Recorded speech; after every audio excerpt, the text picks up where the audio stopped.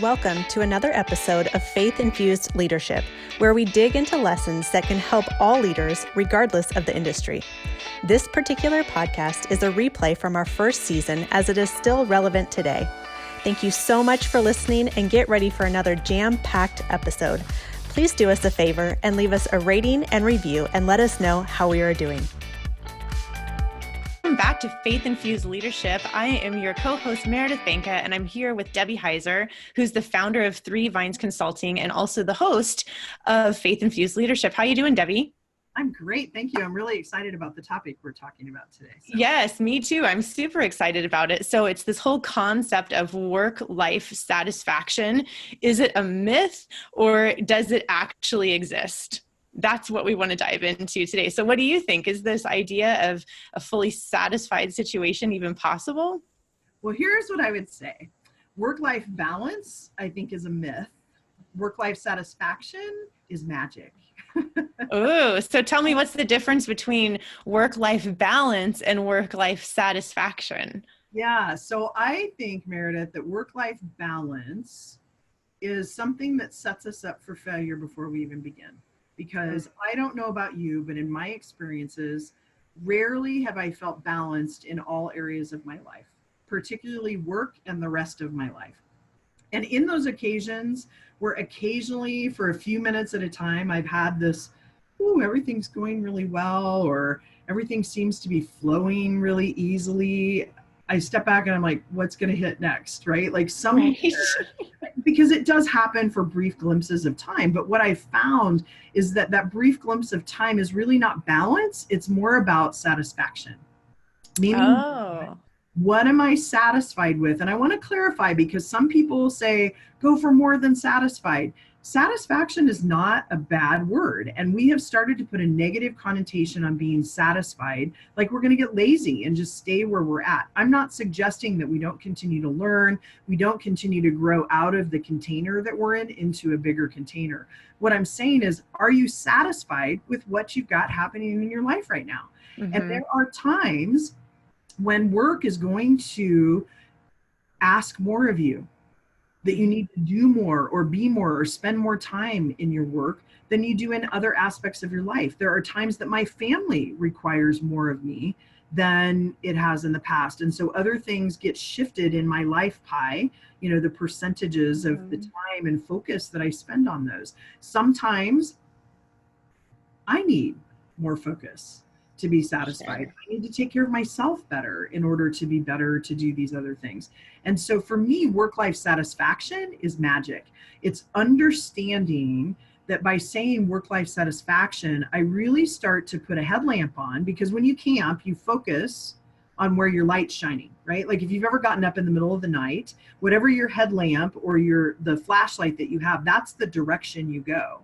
So when I think about what does it look like to have a really satisfied life, pleasure in that life, it's easier for me than when I need to do more in the business that I'm in, or I need to do more with my family, or do more in this other aspect of a volunteer situation. It helps me understand I'm satisfied as long as these things are shifting, because I know what that looks like. Right. So do you think we've just been kind of sold a bill of goods then? I mean, because there's constantly this conversation around work-life balance, and, this employer over here will say, our employees are achieving work-life balance, or, people will present themselves on social media or just their outward appearance and the way they're doing everything as if they're just seamlessly juggling it all, when we all know behind the scenes, it's kind of messy back there, right? Absolutely. So where is that coming from, and why are we buying into it? Why are we buying into it? Well, I think if we had the answers to that, we'd both be millionaires, because we'd be making a lot of money on a book that we wrote. But in all seriousness, I think part of it is this comparison game that we play. Comparison, I think, is the killer of joy. Whenever I start to compare to other people, other things that people are doing in their life, I start to lose. Oh, bless you. Excuse me, my goodness. So when I start focusing on what other people are doing, or focus on how other people are living, I lose sight of what I'm called to do. Mm-hmm. And I'm actually going to bring up something. I watched one of my favorite films last night, and it's The Shack, and it's also a book. But the movie for me is just brilliant, and it's rich. And there's this one segment where Mac, who's one of the main, or is the main character, is struggling with some things in his past. And it's based off of some scripture in Matthew where the disciples are out in a boat and a storm is crashing in. There's these huge waves and they see Christ in the distance and he's walking on water towards them. And Peter, he says to Peter, get out of the boat and come to me. And Peter's like, no way, I can't walk on water. And Jesus is like, look at me, come to me. So a similar situation, Mac is in this little rowboat out in the water. And all of a sudden, he starts to flash back some of these memories and these painful things that have happened in his past. And the water starts to get black. And he sees something in the water and he sticks his hand out to grab this vision he has in the water. And his hand comes back and it's oily and it's black and it's gooey. And then all of a sudden, the boat starts to crack and this water starts to seep through the boat and starts to sink the boat. And Jesus, who is manifested in a man in this particular situation, is out on the water and he says, Mac, look at me. What you see is not real. Look at me. And he's kind of looking at Jesus and then he looks back down and the boat starts to fill up again and he says, look me in the eye. Look at me. When you focus on your pain, you lose sight of me. And I think that's so critical as we look at work-life balance. And we look at work-life satisfaction as being what's there. If I keep my eyes focused on what God's calling me to do, those shifts that happen in my work-life satisfaction, in that what I call my life wheel, the percentages of time, Mm-hmm. I'm feeling called to do that, it's going to happen and it's all going to be okay. Yeah, I think I love that story. And what it makes me think about is, isn't there always going to be more to do than one can possibly get done? Right? I mean, and that could be from, the dishes and the laundry to the personal and professional goals, right? If we're driven people, there's always going to be something more that we want to achieve, another place that we want to go, another situation that we want to experience. And I think that leads to this overwhelm. I would agree, which I think leads back to kind of originally where you were going on, have we sold ourselves a bill of goods? Mm-hmm. Because when it comes to the comparison, if I'm not staring at Christ, I'm not staring at what God wants me to do, I'm looking all around me and I start to get the overwhelm. And then I put on this persona, and social media doesn't really help that because a lot of times we're not real in Mm-hmm. social media. And so people forget that by being vulnerable and being real, other people learn from that. Other people are connected to that. And so I think it's just about this authenticity and being real. And people are afraid of that. And I'm not sure why, other than it is a vulnerable place to be. Well, and I think it also gets to the point though, where then there will be somebody, there will be a leader who is vulnerable, right?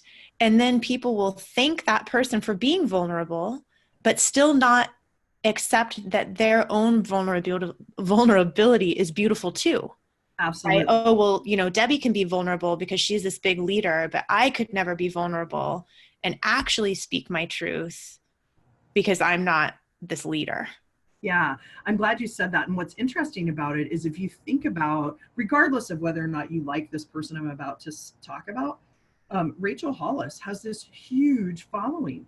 Mm-hmm. And the biggest reason she has this following is she just kind of says it like it is. And she is real, as far as like throwing things out there and saying things even on stage or in front of people that you would be like, oh my gosh, did she just really say that? Did she just Mm-hmm. ask me to stand up for another woman that maybe was sexually abused or thinks that they're not beautiful or, and so she's digging into some of these things that feel authentic to people versus my life is beautiful. Now, don't get me wrong. I put all sorts of great things out on Facebook because I do feel like sometimes when my friends call and I say, how are you doing? They're like, oh, living the dream, sarcastically.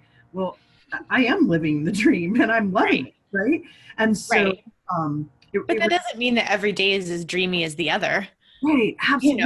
I mean, There's still pain, there's still, ick that's in there. But as long as I maintain and look at what is satisfaction for me in my life, then sometimes when those, I think about that salsa commercial where there's a burr under the saddle or whatever. I don't know if you remember that. Like, I don't. oh, that really chafes my hide about the salsa.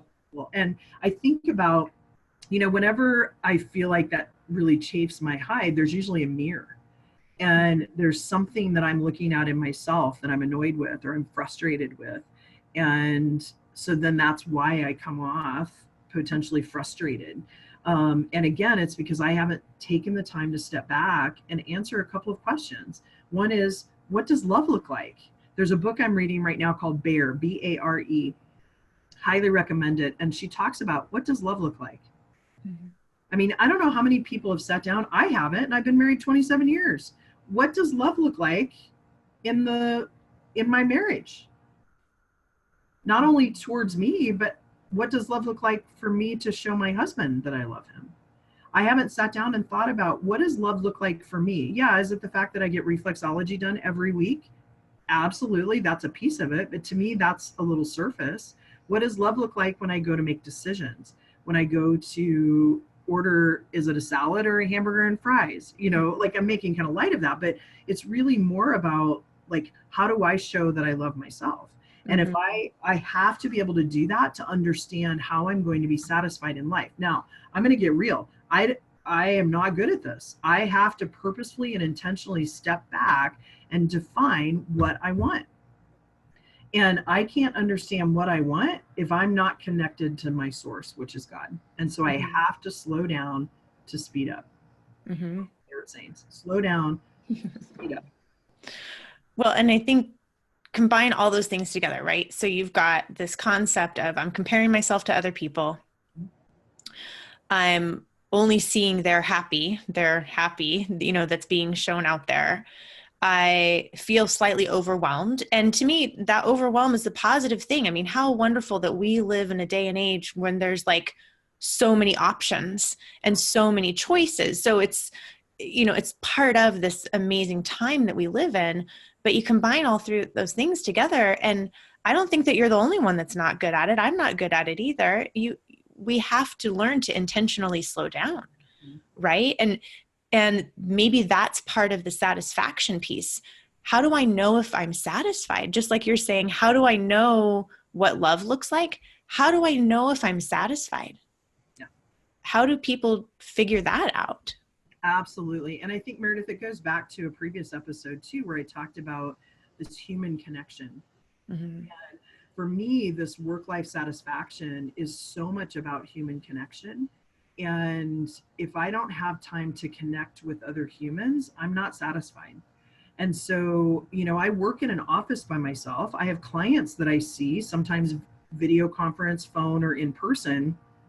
But if I have a full day where I'm not in some type of connection with another human, I have to purposefully set something up because it's almost like it sucks the energy out of me. And it goes a little bit to some Myers Briggs around preference Sure. and how I gain energy.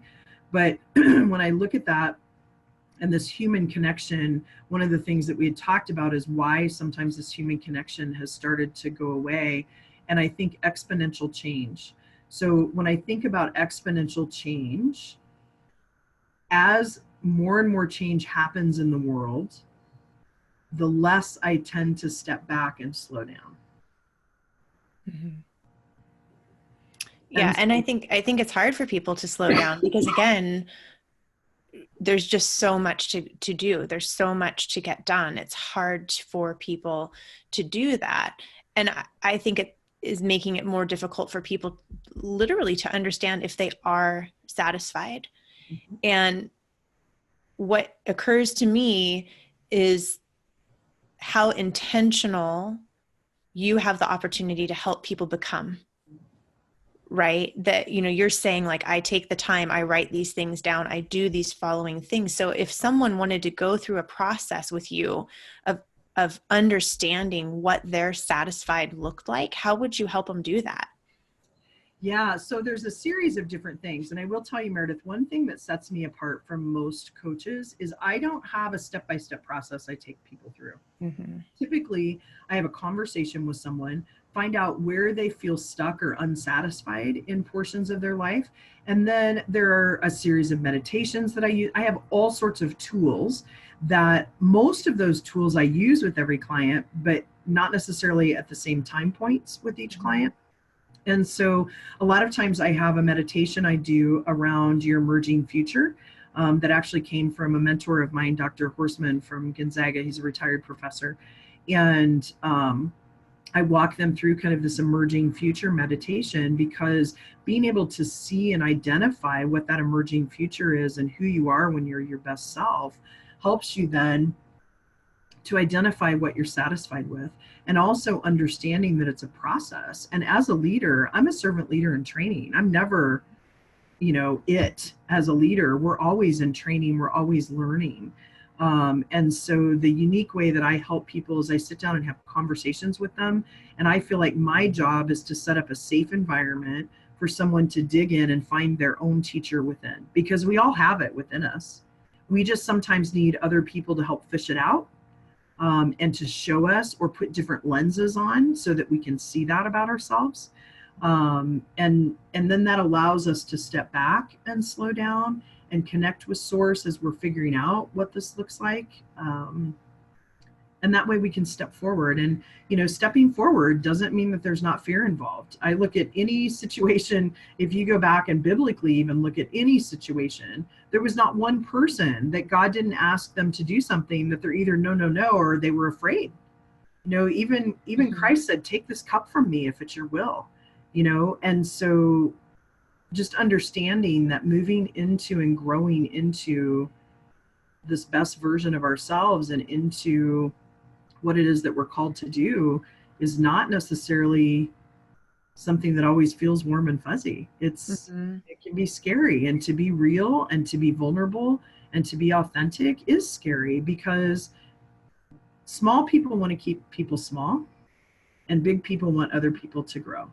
And I heard that on a podcast from John Maxwell, and I so agree with that. And so you're always going to be attacked about something, but you're also going to be supported for that same thing. And it hurts sometimes when people come at you, and it's okay that that hurts, but you have to realize that that says more about them, and it's that mirror that they're looking into. And Right. so then I step back and say, how can I help that person? And it may be just praying, it may be just remembering, there's hurting people out there. Every time I see Mm-hmm. somebody, I think, are they their 12-year-old self, or are they their adult self, or the critical parent that lives in their brain? That's a whole nother topic. But seeing people as, I try to see people as Christ sees them. And I, again, can't do that unless I slow down, connect with source, and understand what I want life to look like. What is God calling my life to look like? And then I say, lay out your best laid plans, and then God laughs. Right. Well, and that was something I wanted to ask you too, is doesn't this concept of satisfaction and what I'm satisfied with today in, April of 2019, that's not necessarily going to satisfy me in October of 2019, let alone April of 2025, right? So this concept of satisfaction changes as well. Absolutely. It's a constant evolution.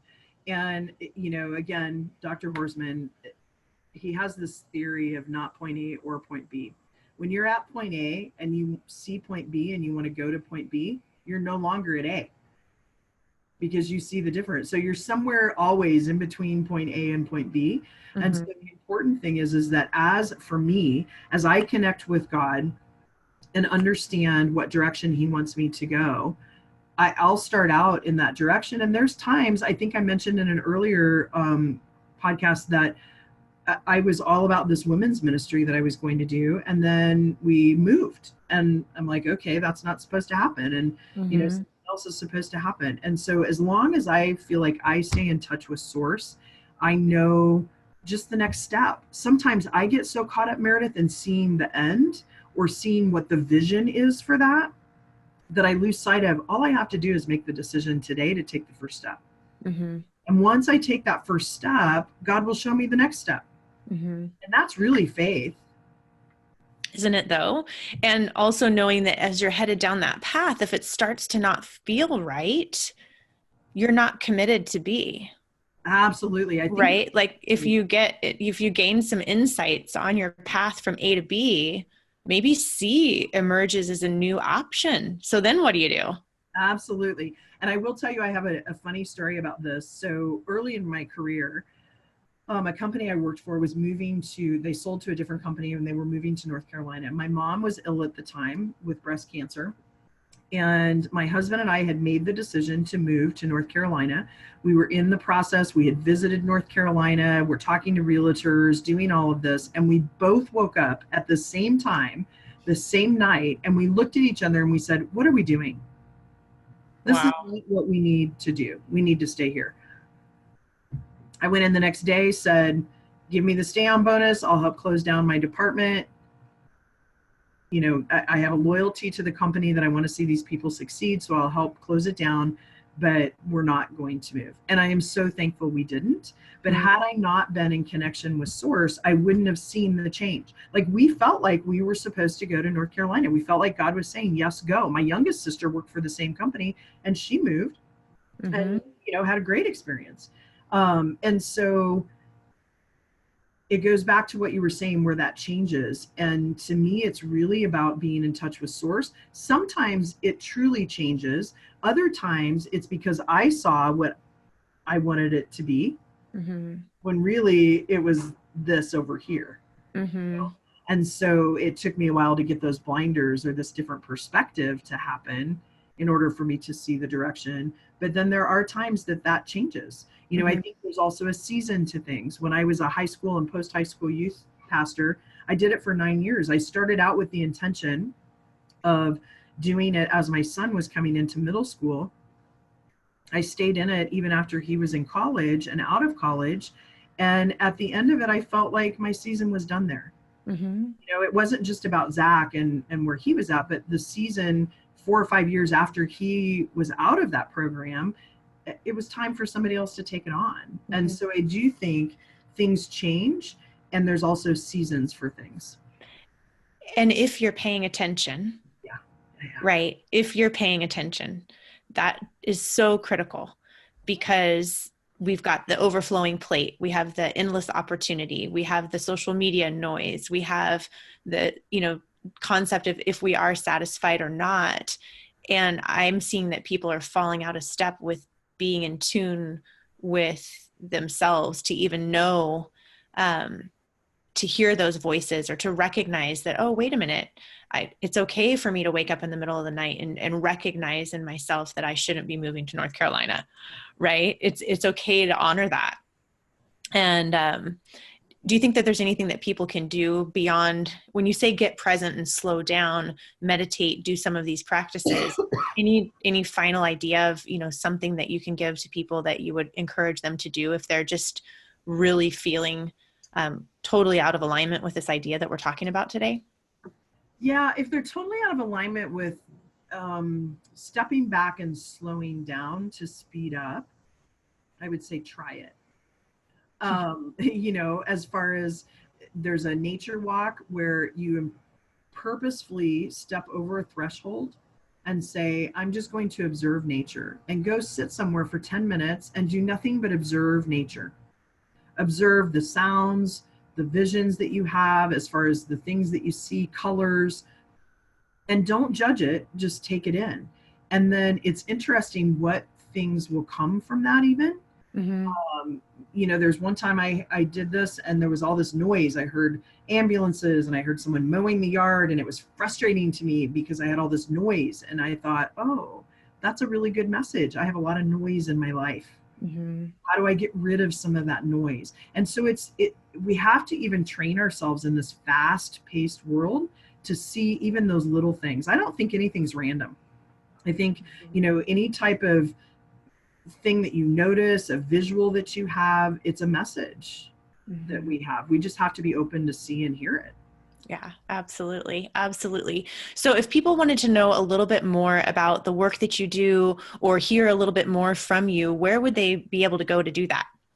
Yeah, I'm going to suggest three places. One would be my website, which is www.3v as in Victor consulting.com. And otherwise, out on Instagram, same thing, 3V Consulting, or on Facebook at Three Vines Consulting and Leadership Development. I also put some posts out there. I'd love for people to engage in that as well. And yeah, and we'll go from there. Awesome. Fantastic. Well, I'm Meredith Banker, your co-host, and this is Debbie Heiser, your host of Faith Infused Leadership. It's great spending time with you, and we'll see you the next time. Take care. See you next time.